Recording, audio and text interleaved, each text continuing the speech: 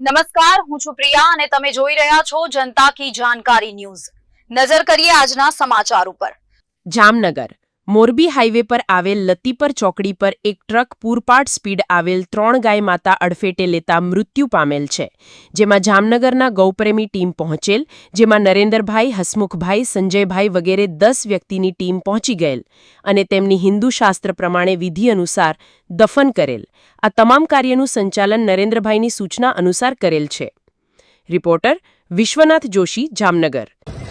આજે ટોટલી ભાઈઓ બધા મળી અને ગૌ માતાની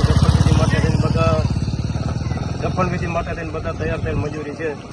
પોતેના કહેવા મુજબ બધે જોયેલું કે ભાઈ ગઈ રાત્રે કટારવાળો અકસ્માત ઘટતો ગયો છે। આના માટે થઈને અમારા ટોટલી ટીમ ભાઈઓ બધા ઊભા છે। નરેન્દ્રભાઈ, મુનાભાઈ, ધર્મેશભાઈ, હસમુખભાઈ તથા સમસ્ત ગુજરાતી ગૌ માતા પ્રેમી બધા એના માટે ઉભેલા છે। તમે જોઈ શકો છો કે અકસ્માત કઈ રીતે સંભળ્યું છે।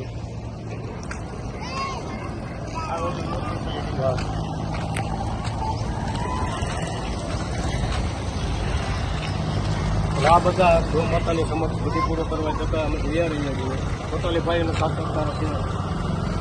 આ તમે જોઈ શકો છો કે કઈ રીતે વસ્તુમાં છે। કતારવાળા ઠોકર મારવા છતાં ગૌ માતાનું અકસ્માત થયેલું છે। પોતાના ભાઈ બધા મળી અને ગૌ માતા માટે દફનવિધિ તંત્ર પણ કઈ ધ્યાન નથી આપતું। તંત્ર આનું કઈ આપણું કોઈ ધ્યાન આપતું નથી। તમે જોઈ શકો છો આ બધીને દફન કરવા જતાં